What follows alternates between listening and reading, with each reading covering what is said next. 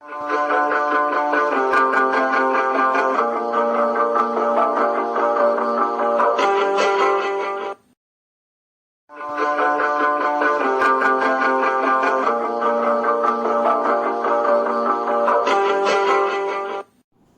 Guys, இது உங்கள் வின்னன் shine. நான் உங்கள் சாளுக்கியா செல்லதுரை. இன்றைக்கி நம்ம ஹிந்து டேட்டட் அக்டோபர் 23, 2021 இருக்க நியூஸை பற்றி பார்த்துருவோம். ஃபர்ஸ்ட் வந்து நம்ம Bengal can't bar CBI from probing crimes இந்த ஸ்டேட், சென்டர் டெல்ஸ் எஸ்சி அப்படிங்கிற நியூஸை பற்றி பார்த்துருவோம்.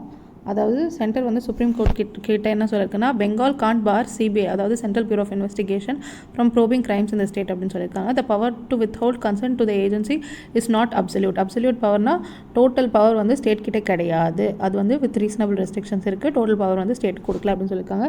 இந்த ஹோல் ஆர்டிகளோட க்ரக்ஸ் வந்து இந்த ஃபர்ஸ்ட் பேராகிராஃபில் இருக்குது. அது என்னென்னா, the union government told the supreme government that the Mamata Banerjee government in West Bengal does not have any absolute power to keep the central bureau of investigation from investigating crimes inside the state அப்படின்னு வந்து சொல்லியிருக்காங்க. ஓகேங்களா. First வந்து நம்ம வந்து பார்த்துப்போம். இந்த CBI வந்து எதில் எஸ்டாப்ளிஷ் ஆச்சுன்னா, it was establish by the Delhi special police establishment act of 1946 அப்படிங்கிறது வந்து நீங்கள் வந்து நல்லா ஞாபகம் வச்சுக்கணும். சிபிஐ வந்து எதுக்கு கீழே எஸ்டாப்ளிஷ்மெண்ட் ஆச்சுன்னா, Delhi special police establishment act of 1946 கீழே எஸ்டாப்ளிஷ் ஆச்சு அப்படிங்கிறத ஞாபகம் வச்சுக்கோங்க. அதில் வந்து 3 டிவிஷன்ஸ் இருக்குது. ஒரு டிவிஷன் வந்து ஆன்டி கரப்ஷன் டிவிஷன், இன்னொரு டிவிஷன் வந்து எக்கனாமிக் ஒஃபென்சஸ் டிவிஷன், இன்னொரு டிவிஷன் வந்து ஸ்பெஷல் கிரைம்ஸ் டிவிஷன். ஓகேங்களா. இந்த 3 டிவிஷன்ஸையும் நீங்கள் நல்லா ஞாபகம் வச்சுக்கணும். First division anti corruption division, இது வந்து கவர்மெண்ட் சர்வன்ட்ஸ் வந்து ஏதாவது கரப்ஷனில் வந்து என்ட்ரு ஆனாங்கன்னா அதை பற்றி வந்து இன்வெஸ்டிகேட் பண்ணோம். அடுத்தது வந்து எக்கனாமிக் ஒஃபென்சஸ் டிவிஷன் வந்து பிளாக் மணி, மணி லாண்ட்ரிங் அப்படிங்கிற மாதிரி கேசஸ் வந்து இன்வெஸ்டிகேட் பண்ணோம். அடுத்தது வந்து ஸ்பெஷல் கிரைம்ஸ் டிவிஷன் வந்து ஸ்பெஷல் மர்டர், டெரரிஸ்ட் ஆக்டிவிட்டீஸ், அந்த மாதிரி ஆக்டிவிட்டீஸை வந்து இன்வெஸ்டிகேட் பண்ணோம் அப்படின்னு வந்து கொடுத்துருக்காங்க. சிபிஐ பொறுத்த வரைக்கும் நம்மளுக்கு ஒரு இம்பார்ட்டண்ட்டான கான்செப்ட் இருக்குது. அது பேர் வந்து கன்சென்ட். ஓகேங்களா. நம்ம 7th ஸ்கெடியூலில் வந்து 7th ஸ்கெடியூல் ஆஃப் த கான்ஸ்டியூஷனில் வந்து நம்மளுக்கு 3 லிஸ்ட் இருக்குது. Union list, state list, concurrent list அப்படின்னு 3 லிஸ்ட் இருக்குது. ஸ்டேட் லிஸ்ட்டில் தான் வந்து லா அண்ட் ஆர்டர் வருது. ஸோ சிபிஐ வந்து இன்வெஸ்டிகேட் பண்ணோம்னா ஸ்டேட்டில் அது வந்து ஒரு law and order issue. So ஸ்டேட்டோட கன்சென்ட் வந்து வெரி இம்பார்ட்டண்ட் அப்படிங்கிறத வந்து இந்த ஆர்டிக்கலில் வந்து சொல்லியிருக்காங்க. ப்ளஸ் இதில் 2 டைப்ஸ் ஆஃப் கன்சென்ட் இருக்குது. ஒன்று வந்து ஜென்ரல் கன்சென்ட், அதுக்கப்புறம் special consent. Special or specific consent அப்படின்னு சொல்லுவாங்க. Sorry, it's not special consent, it is specific consent. General consent வந்து ஒரு பர்டிகுலர் பீரியட் ஆஃப் டைமுக்கு வந்து கொடுக்குறது. அது 6 மந்த்ஸாக இருக்கலாம், 1 இயராக இருக்கலாம், எவ்வளோ வேணால் இருக்கலாம். அதை வந்து ஸ்டேட் கவர்மெண்ட் வந்து டிசைட் பண்ணும்.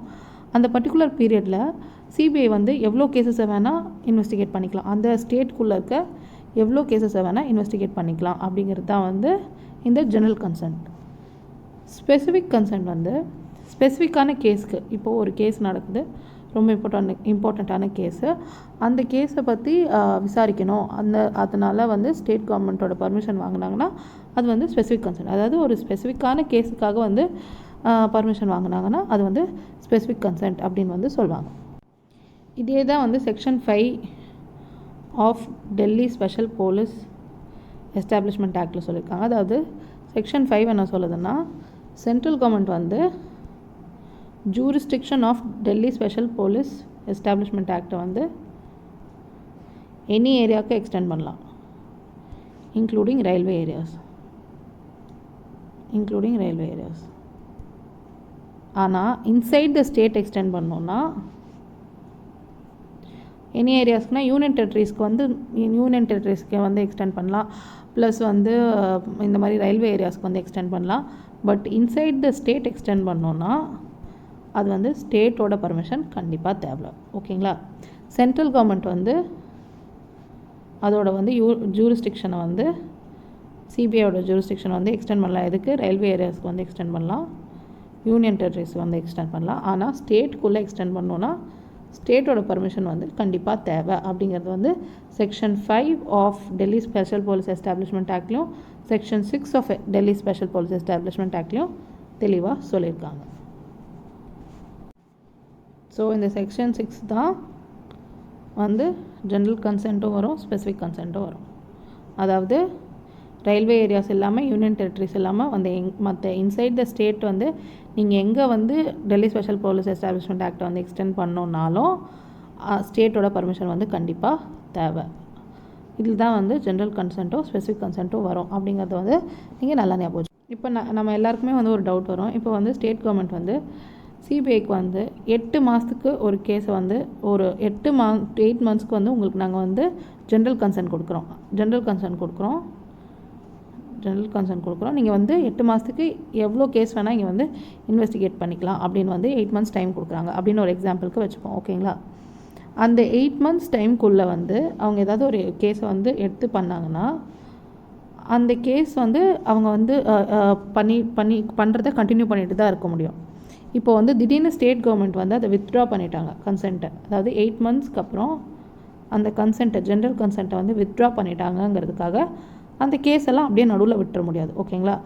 8 மந்த்ஸ்க்கு அப்புறம் புதுசாக தான் எந்த கேஸுமே எடுத்து நடத்த முடியாதே தவிர அந்த 8 மந்த்ஸ்க்குள்ளே அவங்க எந்தெந்த கேஸை நடத்திக்கிட்டு இருந்தாங்களோ அந்த கேசஸ் வந்து நடந்துக்கிட்டு தான் இருக்கும். இந்த கன்சென்ட்டை வந்து வித்ட்ரா பண்ணிட்டாங்கன்னா புதுசாக எந்த கேசஸ் மட்டும்தான் எடுக்க முடியாதே தவிர, நல்லா ஞாபகம் வச்சுக்கோங்க, நியூ கேசஸ் மட்டும்தான் அவங்களால எடுக்க முடியாதே தவிர 8 மாதமாக என்னென்ன கேஸில் அவங்க நடத்திக்கிட்டு இருந்தாங்களோ அந்த கேஸ் எல்லாம் கண்டினியூ ஆகும் அப்படிங்கிறது வந்து நீங்கள் நல்லா ஞாபகம் வச்சுக்கணும். அதுக்கப்புறம் இன்னொரு விஷயமும் நீங்கள் நல்லா ஞாபகம் வச்சுக்கணும். என்னென்னா, அதாவது கான்ஸ்டியூஷனல் கோர்ட்ஸ், அதாவது சுப்ரீம் கோர்ட், ஹை கோர்ட், இது ரெண்டுமே வந்து கான்ஸ்டியூஷனல் கோர்ட்ஸ். கான்ஸ்டியூஷனல் கோர்ட்ஸ் வந்து ஸ்டேட் போலீஸ் வந்து கரெக்டாக வந்து அந்த கேஸை பார்க்கல, ப்ராப்பர் ஜஸ்டிஸ் கிடைக்கல அப்படின்னு அவங்க நினைக்கும் போது அந்த கேஸை வந்து அவங்க வந்து சிபிஐக்கு மாற்றி விடலாம். அப்படி சிபிஐக்கு மாற்றி விடும்போது ஸ்டேட் கவர்மெண்ட்டோட பர்மிஷன் வந்து தேவையில்லை அப்படின்னு வந்து சொல்கிறாங்க. இதை வந்து எதில் டிஸ்கஸ் பண்ணியிருக்காங்கன்னா, காசி டோர்ஜி வர்சஸ் சிபிஐ அப்படிங்கிற கேஸில் வந்து மென்ஷன் பண்ணியிருக்காங்க. 1994 நடந்திருக்கு இந்த கேஸ். ஓகேங்களா? சிபிஐ அண்ட் ஆர்கனைசேஷன்ஸ், அதாவது Kazi Dorji versus central bureau of investigation அப்படிங்கிற கேஸ் வந்து நடந்திருக்கு. இது வந்து 1994 நடந்திருக்கு. இதில் வந்து இதை மென்ஷன் பண்ணியிருக்காங்க. அதாவது சுப்ரீம் கோர்ட்டோ ஹை கோர்ட்டோ வந்து நினச்சா சிபிஐயோட ஜூரிஸ்டிக்ஷனை வந்து எக்ஸ்டெண்ட் பண்ணலாம். அதை வந்து ஸ்டேட் கவர்மெண்ட் பர்மிஷன் வாங்கணுங்கிற அவசியம் கிடையாது அப்படிங்கிறத வந்து இந்த கேஸில் வந்து டிஸ்கஸ் பண்ணியிருக்காங்க. இதோட இந்த ஆர்டிக்கல் கம்ப்ளீட் ஆகுது. நம்ம நெக்ஸ்ட் நியூஸ் ஆர்டிக்கல்குள்ளே போயிடலாம். இப்போ நம்ம எடிட்டோரியலுக்கு வந்துட்டோம். இது வந்து development that is mindful of nature, அதாவது ஒரு டெவலப்மெண்ட் நடக்கும்போது நேச்சரையும் வந்து மைண்டில் வச்சுக்கணும் அப்படிங்கிறது தான் இந்த ஆர்டிக்கலில் வந்து சொல்ல வந்திருக்காங்க. Course correction is inevitable in Kerala which seems to be trapped in a mindless consumerism that is threatening its future. அதாவது இந்த கேரளா கவர்மெண்ட்டோட பாலிசிஸை வந்து கொஞ்சம் கரெக்ட் பண்ண வேண்டியது இருக்கும். ஏன்னா இந்த டிவாஸ்டேட்டிங் ஃப்ளட்ஸ் எல்லாம் வந்து நிறைய பேரை கொலை பண்ணியிருக்கு. ஸோ அதனால் கொஞ்சம் கோர்ஸ் கரெக்ஷன் இருக்குது அப்படின்னு வந்து இந்த ஆர்டிக்கலில் வந்து மென்ஷன் பண்ணியிருக்காங்க. இப்போது இந்த ஆர்டிக்கலில் என்ன சொல்ல வந்திருக்காங்கன்னா, ஹெவி ரெயின்ஸ் நடந்திருக்கு கேரளாவில். ஹெவி ரெயின்ஸ் வந்திருக்கு, லேண்ட்ஸ்லைட்ஸ் நடந்திருக்கு. மேஜராக எந்த இடத்துல நடந்திருக்குன்னா கோட்டயம்லேயும் இடுக்கிலையும் பயங்கரமான லேண்ட்ஸ்லைட்ஸ் வந்து நடந்திருக்கு. ஓகேங்களா?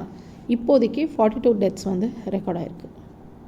42 பேர் உயிரிழந்திருக்காங்க. ஓகேங்களா? இப்போது நீங்கள் வந்து ஒரு விஷயம் வந்து நல்லா ஞாபகம் வச்சுக்கணும். ஆல் இண்டியாவோட டென்சிட்டி ஆஃப் பாப்புலேஷன், ஆல் இண்டியாவோட ஆவரேஜ் டென்சிட்டி ஆஃப் பாப்புலேஷன்னா number of people living per square kilometre. ஓகேங்களா?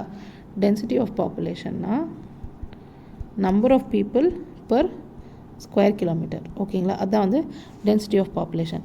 Average density of population for whole of India வந்து எவ்வளோன்னா 368 persons பர் ஸ்கொயர் கிலோமீட்டர். இதுதான் வந்து ஆவரேஜ் டென்சிட்டி ஆஃப் பாப்புலேஷன். ஆனால் கேரளாவில் என்னென்னா 860 persons பர் ஸ்கொயர் கிலோமீட்டர். இது டபுளுக்கும் வந்து ஜாஸ்தியாக இருக்குது. ஓகேங்களா? கிட்டத்தட்ட ட்ரிபிள் கிட்ட போகுது. ஸோ 368 தான் average of whole India. But ஆனால் பாப்புலேஷன் டென்சிட்டி ஆஃப் கேரளா வந்து 860 people பர் ஸ்கொயர் கிலோமீட்டர் அப்படின்னு வந்து கொடுத்துருக்காங்க. ஸோ இந்த மாதிரி சிச்சுவேஷன் இருக்கும்போது லேண்ட்ஸ்லைட்ஸோ ஹெவி ஃப்ளட்ஸோ வந்துச்சுன்னா நிறைய பேர் உயிரிழக்கிறதுக்கு வாய்ப்பு இருக்கும் அப்படின்னு சொல்கிறாங்க. Because the population density is very high. நிறைய பேர் உயிரிழக்கிறதுக்கு வாய்ப்பு இருக்கும் அப்படின்னு சொல்கிறாங்க. இந்த பாப்புலேஷன் டென்சிட்டி ஸ்டேட்டஸ் வந்து நம்ம எங்கேருந்து எடுத்தோம்னா வந்து சென்சஸ் 2011 எடுத்தோம். ஞாபகம் வச்சுக்கோங்க, நம்ம மெயின்ஸ் ஆன்சர் ரைட்டிங்க்கு வந்து யூஸ்ஃபுல்லாக இருக்கும். சென்சஸ் 2011 இந்த டேட்டாவை எடுத்திருக்கோம். முதல்ல வந்து கேரளாவில் வந்து கோஸ்டல் பிளேன்ஸில் நிறையா பேர் தங்கியிருந்தாங்க, லோலேண்ட்ஸில் நிறையா பேர் தங்கியிருந்தாங்க, மிட்லேண்ட்ஸில் நிறையா பேர் தங்கியிருந்தாங்க. ஓகேங்களா? இப்போது கொஞ்சம் கொஞ்சமாக இந்த கோஸ்டல் பிளேன்ஸ் வந்து அழிஞ்சிட்டு வர, அப்புறம் லோலேண்ட்ஸ் வந்து அழிஞ்சிட்டு வர, அப்புறம் மிட்லேண்ட்ஸ் வந்து அழிஞ்சிட்டு வர என்ன நடக்க ஆரம்பிச்சிச்சுன்னா ஹைலேண்ட்ஸ்க்கு வந்து மூவ் ஆக ஆரம்பித்தாங்க. இப்போ ஹைலேண்ட்ஸ்க்கு மூவ் ஆக ஆரம்பிக்கும் போது அவங்க என்ன பண்ணணும், பில்டிங்ஸ் இன்னும் கொஞ்சம் ஜாஸ்தியாக கட்டணும். ஹைலேண்ட்ஸில் வாழணும்னா இதனால் பில்டிங்ஸ் ஜாஸ்தியாக டீஃபாரஸ்டேஷன் ஜாஸ்தியாக இருக்குது, க்ரீன் கவர் வந்து கம்மியாக இருக்குது. டீஃபாரஸ்டேஷன் ஜாஸ்தியாக இருக்குது, க்ரீன் கவர் வந்து கம்மியாக இருக்குது. இதுதான் வந்து மேஜரான ரீசன் இந்த ஃப்ளட்ஸ் எல்லாம் வரதுக்கு காரணம் அப்படின்னு வந்து இந்த ஆர்டிக்கலில் மென்ஷன் பண்ணியிருக்காங்க. பேசின் கேரக்டரிஸ்டிக்ஸ் ஆஃப் ரிவர்ஸ், இதையும் வந்து இந்த ஆர்டிக்கலில் மென்ஷன் பண்ணியிருக்காங்க. இப்போது ஒரு ரிவரோட கோர்ஸ் இப்படி இருக்குதுன்னு வச்சுக்கோங்க. ஓகேங்களா? இந்த இடத்துல இந்த கோர்ஸில் தான் அது போய்கிட்டு இருக்கு. சப்போஸ் ஒரு ஃப்ளட் அப்படின்னு ஒன்று ஏதாவது வந்துச்சுன்னா இந்த ப்ரீச் ஆஃப் பேங்க், அதாவது இதுதான் ரிவர், இதோட ரிவர் பேங்க் இருக்கும், ப்ரீச் ஆஃப் இந்த பார்டர் நடந்து இப்படி வந்து ஃப்ளட் வரும். பட் இப்போ என்ன பண்ணுறாங்கன்னா லேண்ட் என்ரோச்மெண்ட்ஸ்லாம் நடந்து இந்த இடத்துல ரெசிடென்ஷியல் பில்டிங்ஸு, ரிசார்ட்ஸு அப்படின்லாம் போட்டதுனால இந்த ஃப்ளட் கோர்ஸ் வந்து இப்படி மூவ் ஆகும்போது இந்த ரிசார்ட்ஸு, இந்த பில்டிங்ஸ் எல்லாத்தையுமே தான் போய் அடிக்கும். ஸோ போய் அடிக்கும்போது இங்கே இருக்கவங்கெல்லாம் செத்து போயிடுவாங்க. ஸோ ரிவர் பேங்க் என்ரோச்மெண்ட்டுங்கிறது ஒரு பெரிய ப்ராப்ளமாக இருக்குது அப்படிங்கிறத வந்து இந்த ஆர்டிக்கலில் வந்து மென்ஷன் பண்ணியிருக்காங்க. இது மட்டும் இல்லாமல் வாட்டர் அப்சார்பிங் கெப்பாசிட்டி ஆஃப் ரிவரும் வந்து கம்மியாக இருக்குது. அதோட பாத்தை வந்து நம்ம கம்மி பண்ணி விட்டதுனால அதோட வாட்டர் அப்சார்பிங் கெப்பாசிட்டி வந்து கம்மியாக இருக்குது. அதுக்கப்புறம் நிறையா டீஃபாரஸ்டேஷன் நடந்திருக்கு அப்படிங்கிறது வந்து இந்த ஆர்டிக்கலில் வந்து மென்ஷன் பண்ணியிருக்காங்க. கேரளா கவர்மெண்ட் வந்து நிறைய பாலிசிஸ்லாம் கொண்டு வந்தாங்க. அதாவது பில்டிங் பிளான்ஸு, இந்தந்த இடத்துல தான் பில்டிங்ஸ் வரணும், இந்தந்த லெவலுக்கு தான் ரைஸ் பண்ணணும், இவ்வளோ தான் வந்து டிக் பண்ணணும் அடியில், இந்த மாதிரி நிறையா வந்து பில்டிங் பிளான்ஸ்லாம் கொண்டு வந்தாங்க. ஆனால் அது எல்லாமே ஒரு டூத்லெஸ் டைகராக தான் இருந்துச்சு அப்படின்னு இந்த ஆர்டிக்கலில் மென்ஷன் பண்ணியிருக்காங்க. அதாவது பல்லில்லாத புலியாக தான் இருந்துச்சு அப்படின்னு வந்து இந்த ஆர்டிக்கலில் மென்ஷன் பண்ணியிருக்காங்க. எதையுமே வந்து ப்ராப்பராக இம்ப்ளிமெண்ட் பண்ணல. ப்ளஸ் கோஸ்டல் ரெகுலேஷன் ஜோன் அப்படிங்கிற கான்செப்டையும் வந்து அவங்க வந்து ப்ராப்பராக வந்து கைப்பற்றலை. கோஸ்டல் ரீஜன்ஸில் வந்து நிறைய என்ரோச்மெண்ட்ஸ் நடந்திருக்கு, ப்ளஸ் நிறையா ரிசார்ட்ஸ் வந்திருக்கு, நிறையா ரெசிடென்ஷியல் பிளாட்ஸ் வந்திருக்கு. ஸோ இந்த கான்செப்டையும் வந்து அவங்க ஃபாலோ பண்ணல அப்படின்னு வந்து சொல்லியிருக்காங்க. வெஸ்டர்ன் காட்ஸ்னாலே காட்கில் கமிட்டி அப்படிங்கிறத வந்து நீங்கள் நல்லா வச்சுக்கோங்க. காட்கில் கமிட்டி என்ன சொன்னாங்கன்னா எக்கனாமிக் ஆக்டிவிட்டீஸை வந்து ரொம்ப மினிமலாக வச்சுக்கோங்க வெஸ்டர்ன் காட்ஸில் அப்படின்னு சொல்லியிருந்தாங்க. ரொம்ப கம்மியாக வச்சுக்கோங்க வெஸ்டர்ன் காட்ஸ் ஏரியாவில் அப்படின்னு வந்து காட்கில் கமிட்டி சொல்லியிருந்தாங்க. பட் கவர்மெண்ட் வந்து mining activities, quarrying activities, felling of trees, அது மாதிரி நிறைய இதுக்கு வந்து பர்மிஷன் வந்து கொடுத்துட்டாங்க. ஓகேங்களா? இந்த மாதிரி எக்கனாமிக் டெவலப்மெண்ட்டுக்காக என்னென்னலாம் கொண்டு வரணுமோ அது எல்லாத்துக்கும் வந்து பர்மிஷன் கொடுத்துட்டாங்க. அதனால தான் இந்த மாதிரி ப்ராப்ளம்ஸ்லாம் நடக்குது. ஸோ நம்ம ஃப்யூச்சரை வந்து பாதுகாக்கணுன்னா நம்ம வந்து இந்த மாதிரியெல்லாம் பண்ணாமல் கரெக்டான பேலன்ஸ் மெயின்டைன் பண்ணணும். அதாவது டெவலப்மெண்ட்டுக்கும் நேச்சருக்கும் நடுவில் நம்ம கரெக்டாக பேலன்ஸ் மெயின்டைன் பண்ணணும் அப்படின்னு சொல்லியிருக்காங்க. இந்த ஆர்டிக்கலில் வந்து சில்வர் லைன் ப்ராஜெக்டை பற்றி மென்ஷன் பண்ணியிருக்காங்க. இந்த சில்வர் லைன் ப்ராஜெக்ட்னா என்னென்னா திருவனந்தபுரம் அப்படிங்கிற ஏரியாவையும் காசர்கோடுங்கிற ஏரியாவையும் கனெக்ட் பண்ணுறதுக்கு ரயில்வே லைன் போட போகிறாங்க. திருவனந்தபுரத்தையும் காசர்கோடையும் கனெக்ட் பண்ணுறதுக்கு ரயில்வே லைன் போட போகிறாங்க. இதுதான் வந்து இந்த சில்வர் லைன் ப்ராஜெக்ட் அப்படிங்கிறது. இந்த சில்வர் லைன் ப்ராஜெக்ட் மூலமா என்ன நடக்கும்னா யூஸ்வலாக திருவனந்தபுரத்துக்கும் காசர்கோடுக்கும் ட்ராவல் பண்ணோன்னா 12 hours ஆகும். ஆனால் இந்த சில்வர் லைன் ப்ராஜெக்ட் மூலமாக 4 hours வந்து போயிடலாம் அப்படின்னு வந்து சொல்லியிருக்காங்க. இப்போது இந்த ஆர்டிக்கல் என்ன கேட்டிருக்காங்கன்னா 4 hours போகிறதுனால என்னென்ன பெனிஃபிட்ஸ் கிடைக்குது, அதாவது காஸ்ட் பெனிஃபிட் அனாலிசிஸ் பண்ணணும் அப்படின்னு சொல்லியிருக்காங்க. காஸ்ட் பெனிஃபிட் அனாலிசிஸ் பண்ணலன்னா பெனிஃபிட்ஸ் வந்து ரொம்ப கம்மி. அதாவது பீப்புள் வந்து கொஞ்சம் சீக்கிரம் போய் ரீச் ஆகிடலாமே தவிர இந்த லைனை போடுறதுக்கு நம்ம எத்தனை ட்ரீஸை வந்து ஃபெல் பண்ணணும், எத்தனை பில்டிங்ஸை வந்து இடிக்கணும், எவ்வளோ இடம் வந்து அன்ஸ்டேபிளாக மாறும் அப்படிங்கிறதெல்லாம் கணக்கில் வச்சுக்காமல் காஸ்ட் பெனிஃபிட் ரேஷியோ வந்து கணக்கில் எடுத்துக்காமல் நம்ம வந்து மைண்ட்ஃபுல்னஸை ஆக்ட் பண்ணாமல் இப்படி பண்ணோன்னா அது வந்து நேச்சருக்கு வந்து ரொம்ப அட்வர்ஸாக போய் முடியும் அப்படிங்கிறது வந்து இங்கே மென்ஷன் பண்ணியிருக்காங்க. அப்புறம் வைடனிங் ஆஃப் ஹைவே அப்படிங்கிறதையும் மென்ஷன் பண்ணியிருக்காங்க. வைடனிங் ஆஃப் ஹைவே வந்து project of central government project இது. இந்த ஹைவே வந்து வைடன் பண்ணுறதுனால என்ன நடக்கும்னா, இந்த பக்கம் இருக்க மரம்லாம் வந்து இது பண்ண வேண்டியது இருக்கும். ப்ளஸ் இந்த பக்கம் இருக்க ரெசிடென்ஷியல் பிளாட்ஸு மரம் ரெசிடென்ஷியல் பிளாட்ஸு எல்லாத்தையுமே வந்து காலி பண்ண வேண்டியது இருக்கும். ரோட்ஸை வந்து வைடன் பண்ணோன்னா அது வந்து இன்னும் எக்கலாஜிக்கல் இன்ஸ்டெபிலிட்டியை தான் கொடுக்குமே தவிர it is not going to help the environment. ஓகேங்களா? ஸோ இந்த ஆர்டிக்கல் என்ன சொல்ல வந்திருக்காங்கன்னா, டெவலப்மெண்ட்டும் நேச்சரும் வந்து சைட் பை சைடு இருக்குமே தவிர டெவலப்மெண்ட் மட்டுமே கணக்கில் வச்சுட்டு நேச்சரை வந்து நம்ம கோட்டை விட்டுறக்கூடாது. இந்த சில்வர் லைன் ப்ராஜெக்ட், வைடனிங் த ஹைவே, இதெல்லாம் நல்ல ப்ராஜெக்ட்ஸ் தான். பட் நம்மளுக்கு நிறையா வேலை இருக்குது. அர்பன் பிளானிங், சீவேஜ் மேனேஜ்மெண்ட்,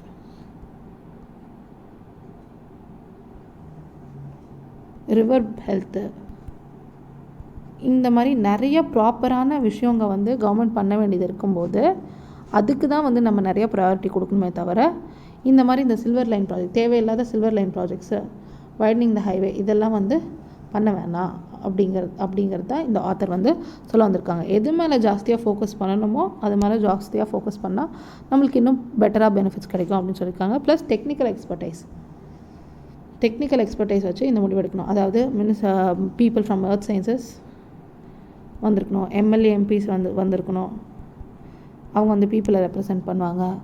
அதுக்கப்புறம் people from government policy formulation ஆளுங்க வந்து இந்த மாதிரி ஒரு டோட்டல் டெக்னிக்கல் எக்ஸ்பர்டைஸ் கமிட்டி வந்து க்ரியேட் பண்ணி இவங்க வந்து என்விரான்மெண்ட்டுக்கு என்ன ப்ரோஸ் கான்ஸ்ன்னு சொல்லுவாங்க, இவங்க வந்து மக்களுக்கு என்ன ப்ரோஸ் கான்ஸ்ன்னு சொல்லுவாங்க, பாலிசி ஃபார்முலேட்டர்ஸ் வந்து எத்தனை பேர் பெனிஃபிட் ஆவாங்க அப்படின்னு சொல்லுவாங்க. அந்த மாதிரி நம்ம டெக்னிக்கல் எக்ஸ்பர்ட்ஸ் வச்சு டிஸ்கஸ் பண்ணி எதில் வந்து என்விரான்மெண்ட் ப்ரொடெக்ஷனும் இருக்குது ப்ளஸ் எக்கனாமிக் ஆக்டிவிட்டியும் கொஞ்சம் பெட்டராக இருக்குமோ அந்த மாதிரி ப்ராஜெக்ட்ஸை தான் சூஸ் பண்ணுமே தவிர மற்ற எந்த ப்ராஜெக்ட்ஸையும் பண்ணக்கூடாது அப்படிங்கிறத வந்து சொல்லியிருக்காங்க. ஸோ இதில் வந்து என்ன மென்ஷன் பண்ணியிருக்காங்கன்னா, ஃபைனலாக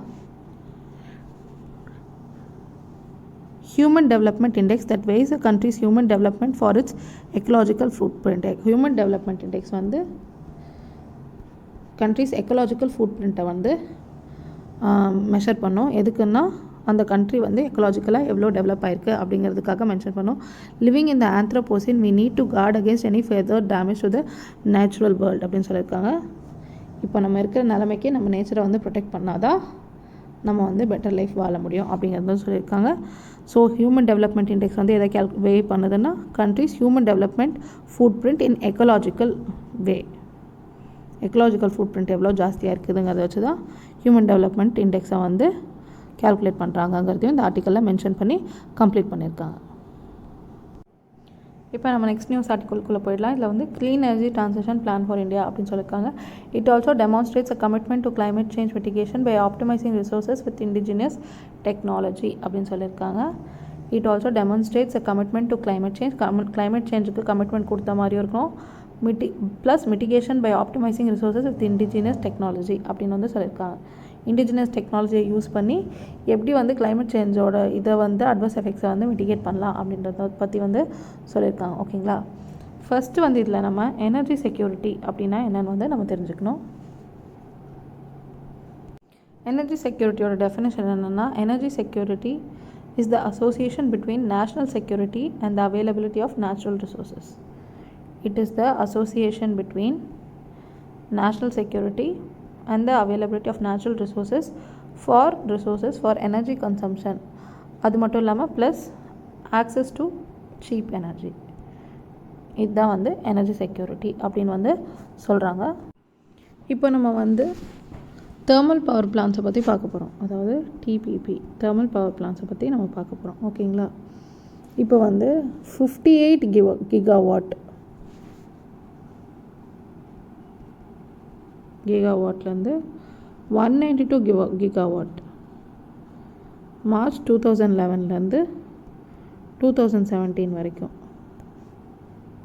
இவ்வளோ அதிகமாக எனர்ஜி வந்து ப்ரொடியூஸ் பண்ணியிருக்காங்க. யாருன்னா தெர்மல் பவர் பிளான்ஸ் வந்து ப்ரொடியூஸ் பண்ணியிருக்காங்க. தெர்மல் பவர் பிளான்ஸ் வந்து எதை வந்து மேஜராக யூஸ் பண்ணுறாங்கன்னா கோல். இந்த கோல் வந்து சீப்பராகவும் கிடைக்குது. இது வந்து ப்ரோஸ்.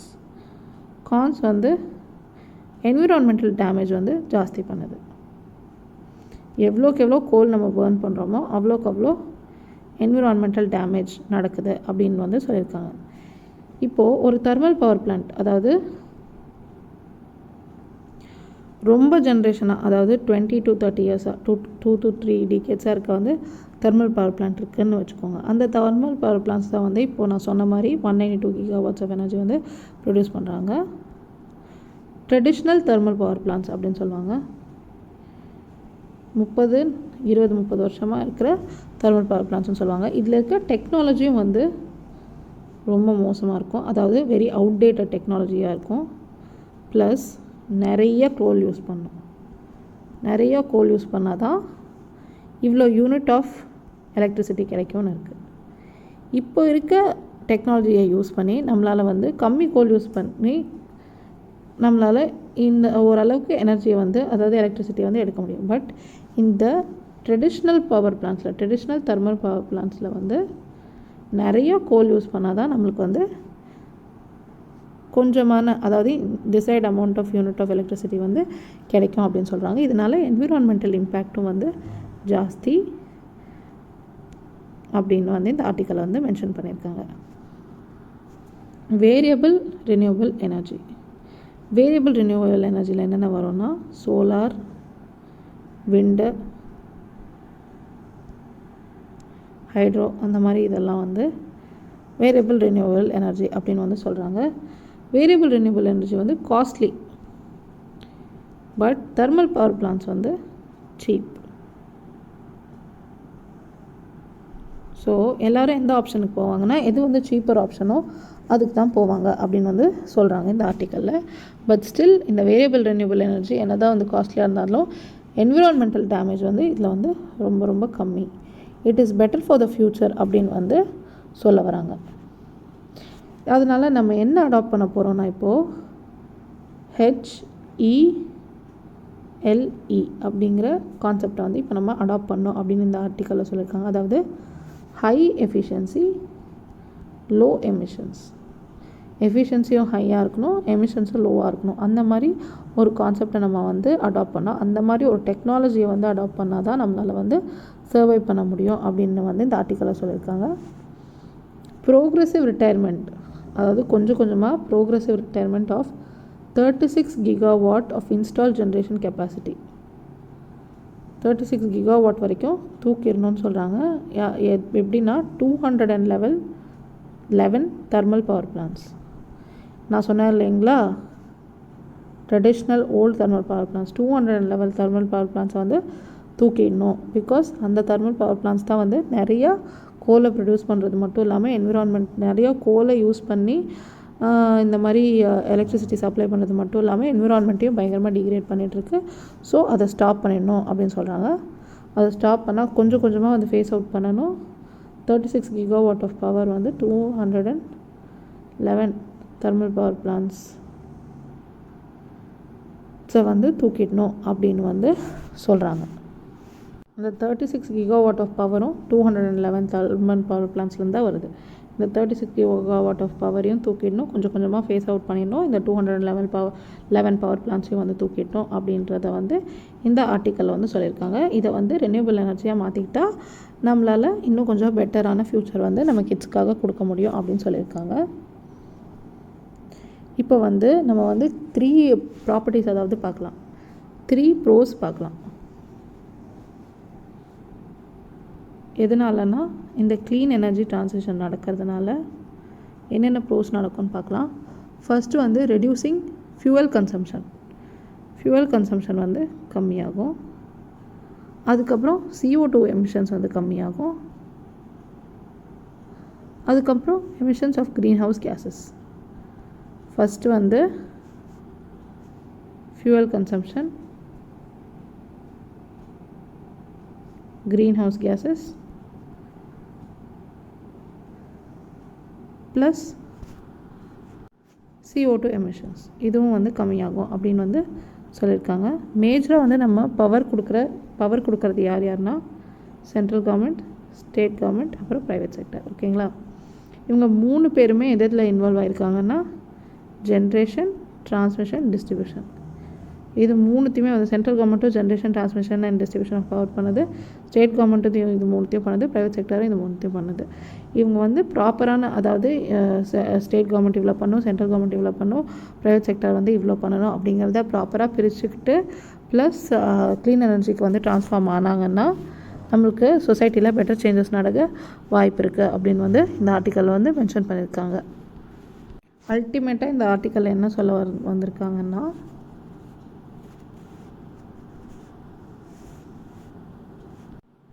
என்ன இந்த ஆர்டிக்கலில் வந்து சொல்ல வந்திருக்காங்கன்னா, ultimately this plan demonstrates India's commitment to climate change mitigation by optimizing the use of our land, coal, water, financial resources with indigenous technology.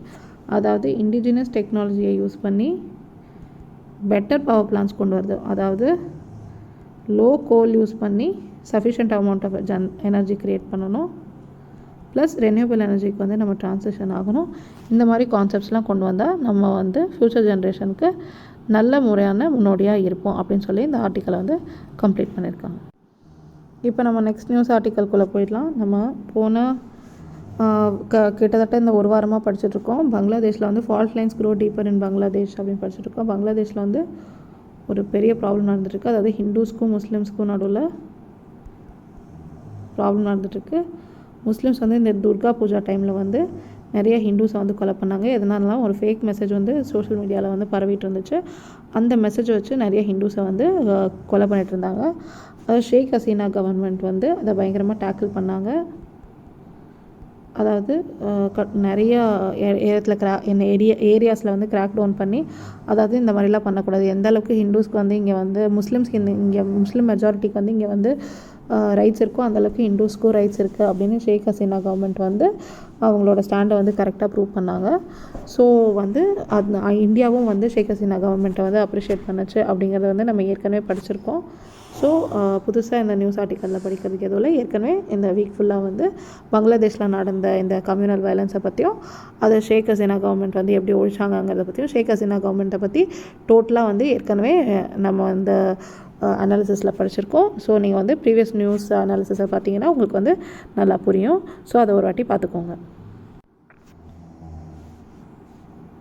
இப்போ நம்ம வந்து ஹிந்து டெல்லி எடிஷனில் கொடுத்துருக்க ஒரு நியூஸை பற்றி நம்ம பார்க்க போகிறோம். டெல்லி எடிஷன் வந்து இன்றைக்கி எனக்கு கிடைக்கல. ஸோ நீங்கள் அதில் வந்து ரெஃபர் பண்ணிக்கோங்க. அதில் என்ன கொடுத்துருக்காங்கன்னா, Amur falcons in Manipur for annual migration அப்படின்னு வந்து சொல்லியிருக்காரு. அந்த ஸ்டேட் சிஎம் சொல்லியிருக்காரு. அந்த ஃபால்கன் பேர்ட்ஸை வந்து யாரும் ஹண்ட் பண்ணக்கூடாது அப்படின்னு வந்து சொல்லியிருக்காரு. அமூர் ஃபால்கன்ஸை வந்து யாரும் ஹண்ட் பண்ணக்கூடாது, அவங்க மைக்ரேஷனுக்காக மணிப்பூருக்கு வரும்போது அது யாரும் ஹண்ட் பண்ணக்கூடாது அப்படின்னு சொல்லியிருக்காரு. ஸோ நம்ம வந்து அமூர் ஃபால்கன்ஸை பற்றி பார்ப்போம். அமூர் ஃபால்கன்ஸ் அவங்க எதுக்கு அடியில் வருவாங்கன்னா, லீஸ்ட் கன்சர்ன் IUCN லீஸ்ட் கன்சர்னில் வருவாங்க. இந்த ரெட் லிஸ்ட்டில் வந்து லீஸ்ட் கன்சர்னில் வருவாங்க. The species of birds come under the category of least concern under the international union for conservation of nature, அதாவது IUCN ரெட் லிஸ்ட்டில் லீஸ்ட் கன்சர்னில் வந்து வருவாங்க. ப்ளஸ் ஃபால்கன் பேர்ட்ஸ் கிட்ட வந்து ஒரு பெரிய விஷயம் இருக்குது. அதாவது என்னென்னா, while migrating the Amur falcons cover a distance of 22,000 kilometre, 22,000 kilometre வந்து அவங்களால பறக்க முடியும். Making it one of the longest distance covered by any migratory birds. இதுதான் வந்து one of the longest distance covered by any migratory birds அப்படின்னு சொல்கிறாங்க. Falcon capital of the world. இப்போ வந்து நியூஸில் வந்து மென்ஷன் பண்ணியிருக்கிறது வந்து மணிப்பூர் லீடர் தான் வந்து இதை மென்ஷன் பண்ணியிருக்காரு, அதை வந்து ஹண்ட் பண்ணக்கூடாதுன்னு. But falcon capital of the world எதுனா, falcon capital of the world எதுனா Meghalaya. Falcon capital of the world வந்து மேகாலயா அப்படிங்கிறது வந்து நீங்கள் நல்லா ஞாபகம் வச்சுக்கணும். இப்போ நம்ம நெக்ஸ்ட் நியூஸ் ஆர்டிக்கல்குள்ளே போயிடலாம். இதில் வந்து ஹஜ் 2022 registration to open in November அப்படின்னு வந்து sorry guys, Hajj 2022 registration to open in November அப்படின்னு வந்து சொல்லியிருக்காங்க. இதில் வந்து என்ன மென்ஷன் பண்ணியிருக்காங்கன்னா, இந்த ஃபர்ஸ்ட் பேராகிராஃப் வந்து நல்லா படிச்சுக்கோங்க. Selection of pilgrims for the Hajj 2022 will be decided on the criteria such as full vaccination compliance and the guidelines framed by the government of India and Saudi Arabia due to COVID-19 pandemic with the registration process to open in November அப்படின்னு சொல்லியிருக்காங்க. Criteria எதை வச்சு பண்ணுறாங்கன்னா full vaccination plus guidelines of the government of இந்தியாவும் Saudi அரேபியாவையும் வச்சு decide பண்ணுறாங்க ஹஜ் 2022. இதில் வந்து நீங்கள் வந்து நல்லா ஞாபகம் வச்சுக்கணும், India is one of the first countries to have a full registration, அதாவது ஆன்லைன் ரெஜிஸ்ட்ரேஷன் ஃபார் ஹஜ் அப்படிங்கிறத வந்து நீங்கள் நல்லா ஞாபகம் வச்சுக்கணும். One of the first countries to have online registration for Hajj travellers, Hajj pilgrims அப்படிங்கிறத வந்து நீங்கள் நல்லா ஞாபகம் வச்சுக்கணும். இதில் வந்து நீங்கள் இன்னொரு விஷயத்த நல்லா ஞாபகம் வச்சுக்கணும், மசீஹா ஆப். இந்த மசீஹா ஆப் எதுக்குன்னா providing health facility for Hajj visitors from India. Providing health facilities for Hajj visitors from India. இதுக்காக தான் வந்து இந்த மசீஹா ஆப் வந்து டெவலப் பண்ணாங்க அப்படிங்கிறதையும் நீங்கள் வந்து நல்லா ஞாபகம் வச்சுக்கணும். இப்போ நம்ம இன்றைக்கி ப்ரெஸ் இன்ஃபர்மேஷன் பியூரோ அனாலிசிஸ்குள்ளே போயிடலாம். என்ன கொடுத்துருக்காங்கன்னா 5 years of curbs later government keen to open beach sand minerals mining அப்படின்னு சொல்லியிருக்காங்க. அதாவது 5 years வந்து அதை வந்து முடக்கி வச்சுருந்தாங்க. இப்போ வந்து கவர்மெண்ட் வந்து ஆர்வம் காட்டுது. எதுக்குன்னா சாண்ட் மினரல்ஸ் மைனிங்கில் வந்து பீச் சாண்ட் மினரல்ஸ் மைனிங்கில் வந்து ஆர்வம் காட்டுது அப்படின்னு சொல்லியிருக்காங்க. இதில் வந்து பீச் சாண்ட் மினரல்ஸ் என்னென்னு நீங்கள் வந்து ஃபஸ்ட்டு நல்லா தெரிஞ்சுக்கணும். அதாவது மோனசைட், ஜிர்கான், கார்னெட், இது 3 தான் வந்து பீச் சாண்ட் மினரல்ஸ் அப்படிங்கிறத வந்து நீங்கள் நல்லா ஞாபகம் வச்சுக்கணும். இதில் வந்து கவர்மெண்ட் வந்து ரொம்ப இது பண்ணுறது வந்து மோனோசைட் மேலே தான், ரொம்ப ஆர்வமாக இருக்கிறது மோனோசைட் மேலே தான். எதனாலனா அதை வச்சு அதை வந்து நம்ம தோரியமாக க்ரியேட் பண்ண முடியும். ஸோ இந்த மோனோசைட் தான் ரொம்ப இம்பார்ட்டண்ட்டான மினரலாக வந்து கருதப்படுது அப்படிங்கிறத வந்து நீங்கள் நல்லா ஞாபகம் வச்சுக்கணும். என்னென்ன மினரல்ஸ் இருக்குன்னா monazite, monazite, zircon, garnet. Monazite, zircon, garnet, இந்த 3 வந்து பீச் சாண்ட் மினரல்ஸ் அப்படிங்கிறத நீங்கள் ஞாபகம் வச்சுக்கணும். இதில் மோனோசைட் வந்து ரொம்ப இம்பார்ட்டண்ட், பிகாஸ் இது வந்து தோரியம் ஃபார்ம் பண்ணுறதுக்கு யூஸ் ஆகும். அப்படிங்கிறதுனால மோனோசைட் வந்து ரொம்ப இம்பார்ட்டண்ட் அப்படிங்கிறத வந்து நல்லா ஞாபகம் வச்சுக்கோங்க. இது PIB நியூஸ். இப்போ நம்ம நெக்ஸ்ட் நியூஸ் ஆர்டிக்கல்குள்ளே போயிடலாம். இதில் வந்து UPSC candidates have no rights to cadre of choice அப்படின்னு சுப்ரீம் கோர்ட் சொல்லியிருக்காங்க. UPSC candidates have no cadre of choice அப்படின்னு வந்து சுப்ரீம் கோர்ட் சொல்லியிருக்காங்க. இதை பற்றி நம்ம என்ன விஷயம்னு பார்ப்போம். While assigning a cadre, the candidate's home state and state of allocated cadre are not consulted by UPSC அப்படிங்கிறத வந்து நீங்கள் நல்லா ஞாபகம் வச்சுக்கணும். ஓகேங்களா? கேட்ரு அசைன் பண்ணும்போது கேண்டிடேட்டோட ஹோம் ஸ்டேட்டோ இல்லை ஸ்டேட் ஆஃப் அலாட்டட் கேட்ரோ வந்து யூபிஎஸ்சி வந்து கன்சல்ட் பண்ண மாட்டாங்க. அப்படிங்கிறத வந்து அலோகேட் பண்ணுறதுக்கு கேண்டிடேட்ஸை வந்து கன்சல்ட் பண்ணவே மாட்டாங்க அப்படிங்கிறத வந்து நம்ம வந்து நல்லா ஞாபகம் வச்சுக்கணும். செகண்ட் பாயிண்ட் வந்து if candidates from schedule caste SC கேண்டிடேட்ஸோ எஸ்டி கேண்டிடேட்ஸ் இருந்தாங்களோ இல்லை ஓபிசி கேண்டிடேட்ஸோ இருந்தாங்கன்னா அவங்க வந்து ஜென்ரல் கேட்டகரியில் செலக்ட் ஆனாங்கன்னா, ஜென்ரல் கேட்டகரியில் வந்து இந்த 3 கேண்டிடேட்ஸும் செலக்ட் ஆனாங்க வித்தவுட் ரிசர்வேஷன், ஜென்ரல் கேட்டகரியில் வந்து வந்தாங்கன்னா அவங்க வந்து இதை வந்து கேடர் இந்த பெனிஃபிட்டை வந்து ட்ரேட் பண்ண முடியாது. நாங்கள் இந்த பெனிஃபிட்டை எடுத்துக்கல, ஜென்ரல் கேட்டகரியில் வந்தோம், ஸோ எங்களுக்கு வந்து நாங்கள் கேட்ட கேடரை கொடுங்க அப்படிங்கிற இதை வந்து அவங்க எடுத்துக்கவே முடியாது. Benefit of reservation cannot be traded for cadre allotment அப்படிங்கிறத வந்து நீங்கள் நல்லா ஞாபகம் வச்சுக்கணும். 3வது பாயிண்ட் வந்து the candidate doesn't have the right to be allocated the cadre of his her choice. நம்ம சாய்ஸ் வந்து நம்மளுக்கு கிடைக்காது. candidates doesn't have the right to be allocated the cadre of his or her choice. UPSC என்ன கேடர் வந்து decide பண்ணுறாங்களோ அந்த கேடரை தான் வந்து அலோகேட் பண்ணுவாங்களே தவிர நம்மளுக்கு என்ன கேடர் வந்து சாய்ஸாக இருக்கோ அதை வந்து நம்மளுக்கு கொடுக்க மாட்டாங்க அப்படிங்கிறத வந்து நம்ம நல்லா ஞாபகம் வச்சுக்கணும். ப்ளஸ் பிஐபியில் இன்றைக்கி என்ன கொடுத்துருக்காங்கன்னா PLI scheme for speciality steel, அதாவது guidelines for PLI scheme for speciality steel வந்து நோட்டிஃபை பண்ணியிருக்காங்க அப்படின்னு வந்து கொடுத்துருக்காங்க. அதாவது PLI scheme for speciality steel, PLIனா production linked incentive. Production linked incentive scheme for speciality ஸ்டீலுக்கு வந்து நோட்டிஃபை பண்ணியிருக்காங்க அப்படிங்கிறது வந்து பிஐபியில் வந்து இன்றைக்கி கொடுத்துருக்காங்க. பிஎல்ஐனா ப்ரொடக்ஷன் லிங்க்டு இன்சென்டிவ் அப்படிங்கிறத வந்து நீங்கள் நல்லா ஞாபகம் வச்சுக்கணும். Plus formation of Azad Hind கவர்மெண்ட்டை வந்து செலிப்ரேட் பண்ணியிருக்காங்க. அதாவது anniversary of the formation of Azad Hind government by Netaji சுபாஷ் சந்திர போஸ் வந்து செலிப்ரேட் பண்ணியிருக்காங்க. எப்போனா October 21, 1943 வந்து ஃபார்ம் ஆச்சு. The Provisional Government of Free India was established as a government in exile in Singapore by Indians in exile. அதாவது ப்ரொவிஷ்னல் கவர்மெண்ட் ஆஃப் ஃப்ரீ இந்தியாவை வந்து சிங்கப்பூரில் வந்து எஸ்டாப்ளிஷ் பண்ணாங்க. யாருன்னா சுபாஷ் சந்திர போஸ் வந்து எஸ்டாப்ளிஷ் பண்ணார். It was also known as Azad Hind or free India அப்படிங்கிறது வந்து நல்லா ஞாபகம் வச்சுக்கோங்க. இது வந்து 21 October 1943 வந்து அனௌன்ஸ் பண்ணாங்க. ஸோ அதோட ஆனிவர்சரி வந்து நம்ம இப்போது செலிப்ரேட் பண்ணியிருக்கோம். ப்ளஸ் நம்ம defence contract with US government வச்சுருக்கோம். மினிஸ்ட்ரி ஆஃப் டிஃபென்ஸ் வந்து signs contract with worth 423 crore வந்து கான்ட்ராக்ட் சைன் பண்ணியிருக்கோம் வித் யூஎஸ். எதுக்குன்னா procurement of arms for Indian நேவிக்கான ஆர்ம்ஸை வந்து ப்ரொக்யூர் பண்ணுறதுக்காக அவங்க கூட வந்து 423 crore வந்து டிஃபென்ஸ் அக்ரிமெண்ட் வந்து சைன் பண்ணியிருக்கோம். இதில் வந்து எது கண்டரில் சைன் பண்ணியிருக்கோன்னா ஃபாரின் மிலிட்ரி சேல் இதுக்கு அடியில் வந்து சைன் பண்ணியிருக்கோம். இந்த கான்ட்ராக்டை வந்து ஃபார் ப்ரொக்யூர்மெண்ட் ஆஃப் என்னென்னா MK-54 டார்பெடோ அண்ட் எக்ஸ்பேண்டபிள் இதெல்லாம் வந்து நீங்கள் நோட் பண்ணி வச்சுக்கோங்க ஒரு பேப்பரில். ஸோ அப்போ தான் உங்களுக்கு வந்து ஞாபகம் இருக்கும். இதுக்கு ப்ராக்கெட்டில் வந்து சாஃப் அண்ட் ஃப்ளேர்ஸ் அப்படின்னு போட்டிருக்காங்க. சாஃப் அண்ட் ஃப்ளேர்ஸ் நல்லா ஞாபகம் வச்சுக்கோங்க. MK-54 torpedo and expendable chaff and flares for Indian navy at the cost of 423 crore இதை மட்டும் ப்ரொக்யூர் பண்ணியிருக்காங்க. These weapons are outfit of P-81 aircraft which is used for long range maritime surveillance. அதாவது இந்த weapons வந்து எதுக்குன்னா இது வந்து அவுட்ஃபிட்டாக use ஆகுது. எதுக்குன்னா P-81 ஏர்க்ராஃப்ட்டுக்கு வந்து அவுட்ஃபிட்டாக யூஸ் ஆகுது. P-81 என்னென்னா லாங் ரேஞ்ச் மேரிடைம் சர்வேலன்ஸ்க்கு வந்து P-81 யூஸ் பண்ணுறாங்க. Anti submarine warfare and anti surface warfare. Long range maritime சர்வேலன்ஸ்க்கும் யூஸ் பண்ணுறாங்க, ஆன்டி சப்மரைன் வார்ஃபேருக்கும் யூஸ் பண்ணுறாங்க, ஆன்டி சர்ஃபேஸ் வார்ஃபேருக்கும் வந்து யூஸ் பண்ணுறாங்க.